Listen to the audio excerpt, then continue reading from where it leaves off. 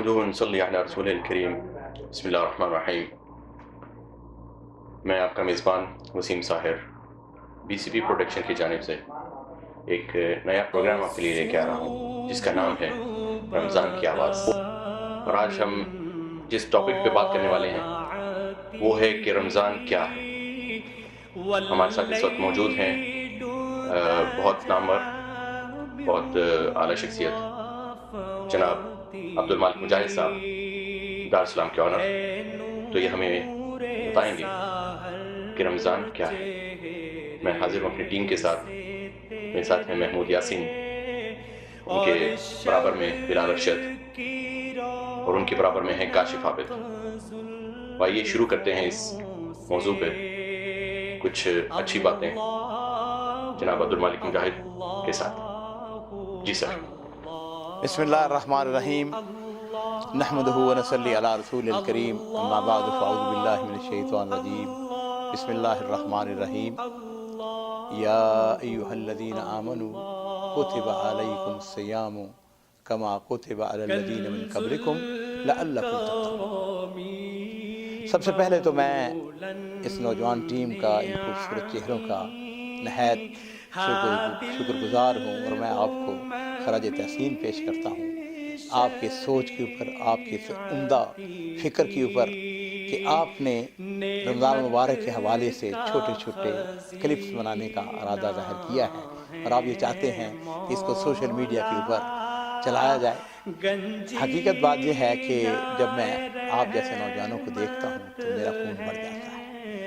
مجھے احساس ہوتا ہے کہ ہماری قوم کے اندر، مسلمانوں کے اندر ابھی شعور بیدار ہے، اور الحمدللہ ابھی بہت سارے آپ جیسے نوجوان ہیں جو دین کے آگے بڑھانے کے لیے، دین کے کام کو دنیا کے کونے کونے تک، اور یہ جو سوشل میڈیا ہے اب اس نے حدود کو ختم کر دیا ہے۔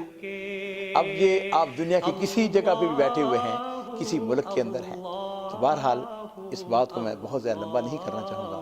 میں آپ کو بہت بہت مبارکباد پیش کرتا ہوں اس اچھے کام کے لیے۔ جہاں تک عزیزو رمضان مبارک کا تعلق ہے، یہ ٹاپک بہت وسیع ہے، اور اس کے اوپر ہم انشاءاللہ ہمارے مختلف ہماری نشستوں کے اندر ہم گفتگو کرتے رہیں گے۔ آج جو میں نے مختصر آپ کو بتانا ہے وہ یہ ہے کہ رمضان مبارک جو ہے یہ اسلام کے جو 5 بنیادی ارکان ہیں ان میں سے ایک رکن ہے، اور یہ فرض ہے۔ ایسے کہ سورہ بقرہ کی آیت 183 کے اندر اللہ تعالیٰ نے ارشاد فرمایا ہے کہ یا ایھا الذین آمنوا کتب علیکم الصیام، اے لوگوں جو ایمان لائے ہو تمہارے اوپر روزوں کو فرض کیا گیا ہے۔ اللہ کیا ہمارے اوپر ہی صرف فرض کیا ہے؟ اللہ نے فرمایا نہیں، کما کتب علی الذین من قبلکم، جو تم سے پہلے قومیں تھیں، جو تم سے پہلے امتیں تھیں، ان کے اوپر بھی ہم نے روزوں کو فرض کیا۔ اللہ اس کی غرض و قائد کیا ہے؟ یہ کیوں ہمیں بھوکا اور پیاسا؟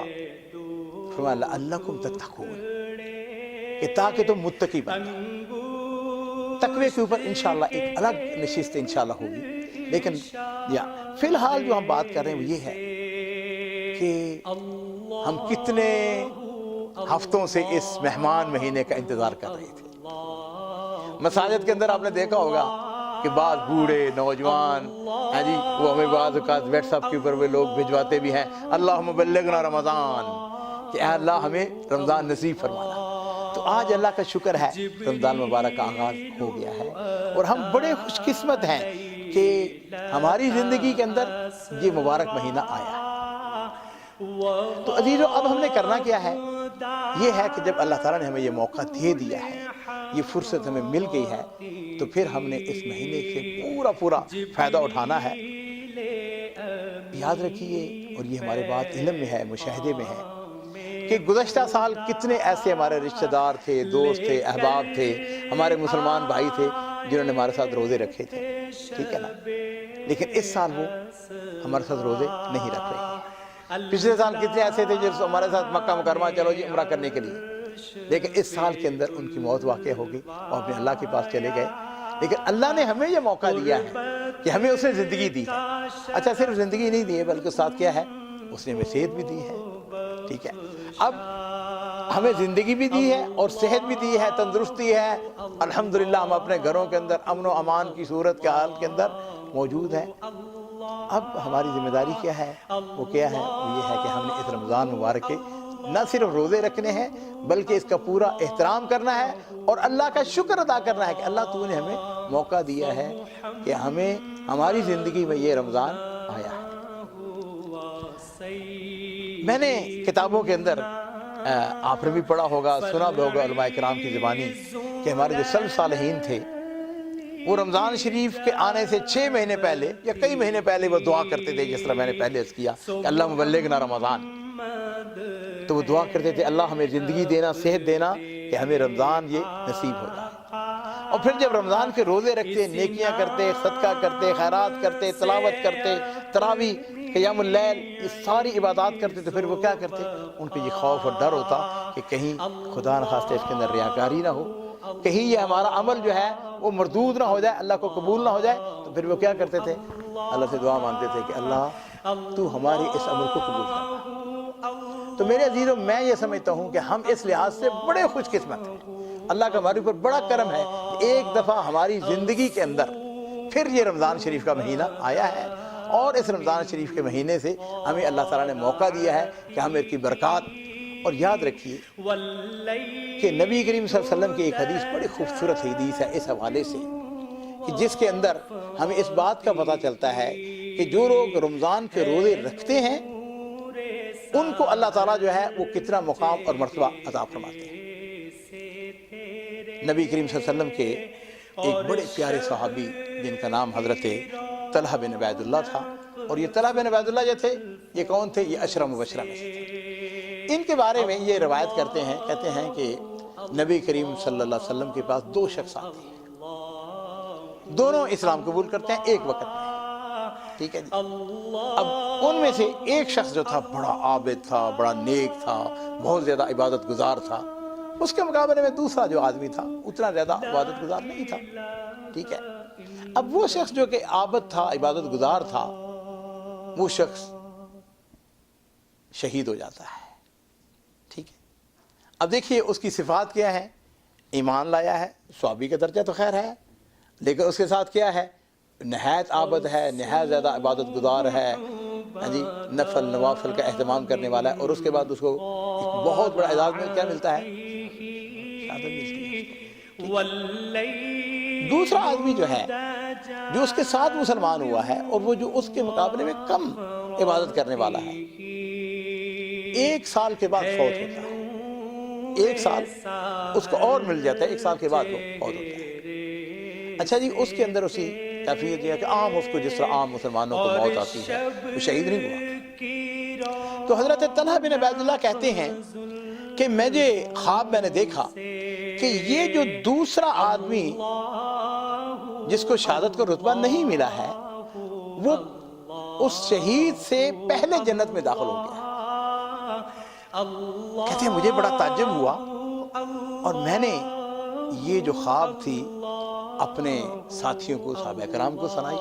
میں نے کہا کہ وہ دوسرا آدمی جو ہے جو کہ اتنا زیادہ عبادت گزار بھی نہیں تھا، شہید بھی نہیں ہوا ہے، وہ جنت میں اس سے پہلے داخل ہو گیا ہے۔ سب صحابہ نے اس کی تعجب کی کہ یہ کیا بات ہے؟ آہستہ آہستہ یہ بات جو ہے وہ نبی کریم صلی اللہ علیہ وسلم تک پہنچ جاتی ہے۔ تو نبی کریم صلی اللہ علیہ وسلم نے ارشاد فرمایا کہ یہ دوسرا آدمی جو ہے پہلے آدمی کے بعد 1 سال تک زندہ نہیں رہا؟ صحابہ کرام نے کہا ہاں زندہ رہا۔ تو آپ نے فرمایا کیا اس نے اس دوران رمضان شریف کے روزے نہیں رکھے؟ کیا اس نے اتنی نمازیں نہیں پڑھی ہیں؟ تو نبی کریم صلی اللہ علیہ وسلم نے فرمایا کہ اب یہ جو اس نے روزے رکھے ہیں 1 سال کے اس آدمی سے زیادہ، اور جو اس نے نمازیں ادا کی اس کے بدلے میں آپ نے فرمایا کہ ان دونوں کے درمیان جنت میں اتنا فاصلہ ہے جتنا زمین اور آسمان کے درمیان فاصلہ ہے۔ اس سے ہمیں کیا پتہ چلتا ہے؟ وہ یہ ہے کہ جس کی عمر لمبی ہے، اور یاد رکھیے جس کی عمر لمبی ہو، اللہ اس کے رسول صلی اللہ علیہ وسلم کی اطاعت والی ہو، فرما برداری والی ہو، وہ شخص کون سا ہے؟ وہ شخص کامیاب ہے۔ تو ہمیں اس بات کو ذہن نشین رکھنا چاہیے کہ اللہ تعالیٰ نے ہمیں یہ موقع دیا ہے اور ہم نے اس موقع سے پورا فائدہ اٹھانا ہے، میں یہ بات کہہ سکتا ہوں کہ وہ ہمارے جو پیارے جو گزشتہ سال ہم سے جدا ہو گئے، ہم ان کے مقابلے میں بہرحال ہم یہ کہہ سکتے ہیں کہ ہم خوش نصیب ہیں کہ ہمیں اللہ تعالیٰ نے پھر ایک دفعہ موقع دیا۔ تو میں یہ بات کہوں گا کہ رمضان کی جو آواز ہے وہ ہمیں پکار پکار کے یہ بات کہہ رہی ہے کہ یہ نیکیوں کا مہینہ ہے، یہ نیکیاں کمانے کا مہینہ ہے، نیکیوں کا بیلنس بڑھانے کا ذریعہ ہے۔ ہم کہا کرتے ہیں نا جی موسم ہے، فلاں چیز کا موسم ہے، کہتے ہیں فروٹ کا موسم ہے، سبزیوں کا موسم ہے، فلاں چیز کا موسم ہے جی، موسم بہار ہے جی۔ تو میں یہ بات کہوں گا کہ یہ جو رمضان کا مہینہ ہے یہ کیا ہے؟ یہ رمضان کا مہینہ نیکیاں کمانے کا مہینہ ہے اور نیکیوں کا رحمت بہار ہے۔ جی تو ناظرین، آج کا ہمارا یہ پہلا موضوع اپنے اختتام کو پہنچا۔ امید ہے آپ اس سے مستفید ہوں گے اور اگلے ایپیسوڈ میں ہم آپ کے ساتھ پھر حاضر ہوں گے۔ تب تک کے لیے اپنے میزبان کو اجازت دیجیے۔ اللہ حافظ۔ جبریل اتا لیلۃ اسرا وغاب دعاه لحضرته جبریل